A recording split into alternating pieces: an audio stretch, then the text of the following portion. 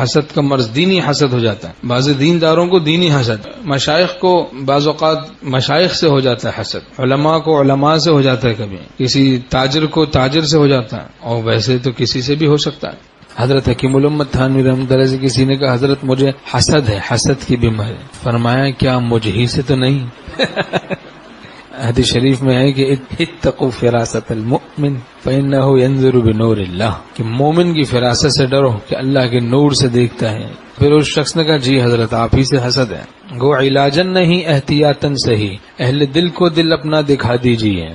حسد کی آگ میں کیوں جل رہے ہو، جہنم کی طرف کیوں چل رہے ہو، خدا کے فیصلے سے تم ہو ناراض، کفے افسوس تم کیوں مل رہے ہو. حاصل حسد اللہ کے فیصلے سے ناراض ہونا ہے. حسد کا حاصل اللہ کے فیصلے سے ناراض ہو جانا، یہ ہے اللہ کے فیصلے سے ناراض ہو جانا کہ ہم تو بڑی چیز ہیں، ہمارے پاس لوگ کیوں نہیں آتے بھائی، انہی کے پاس جاتے ہیں، اور بخام خواہ حسد میں مبتلا ہے. باقی شہرت یہ کوئی مقبولیت کی علامت نہیں. شیطان کتنا مشہور ہے لیکن مقبول نہیں، اور متبعین کتنے ہیں اس کے، مقبول نہیں، مردود ہو گیا. بہرحال کسی اللہ والے کے متبعین ہوں اور اس کی شہرت ہو تو یہ اس کے لیے نعمت ہے، لیکن جو طلب رکھتا ہو شہرت کی، عزت کی، اور پھر اس کو عزت ملتی ہے تو اس کے لیے خطرناک ہوتی ہے. ہمارے شیخ رحمۃ اللہ فرماتے تھے حاسدین سخت دل ہوتے ہیں. حاسد جو ہوتا ہے وہ سخت دل ہوتا ہے، ان میں سخت دلی ہوتی ہے، ظلمت ہوتی ہے. حاسدین میں لوگوں کی نعمت کا زوال چاہنا. شیطان اسی میں تو مبتلا تھا. حضرت آدم علیہ السلام سے حسد کیا اس نے تو دیکھیں مردود ہو گیا،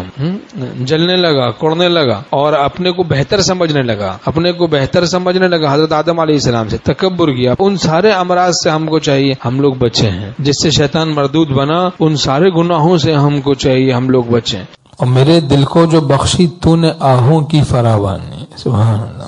ہمارے شیخ رحمۃ اللہ کا تصور بھی سے بھی کتنا نور ہی نور ہو جاتا ہے. تو یہ شعر سن کے حضرت والا رحمۃ اللہ کی یاد آ گئی کہ جیسے حضرت والا رحمۃ اللہ تشریف فرما ہے، اور میرے دل کو جو بخشی تو نے آہوں کی فراوانی. ایسی آہیں عجیب، سبحان اللہ. مگر حاسد سے میری آہ پہچانی نہیں جائے. کتنی حسین تعبیر ہے، اس قدر حسن ہے اس میں، الہامی تعبیر ہے. مگر حاسد سے میری آہ پہچانی نہیں جائے.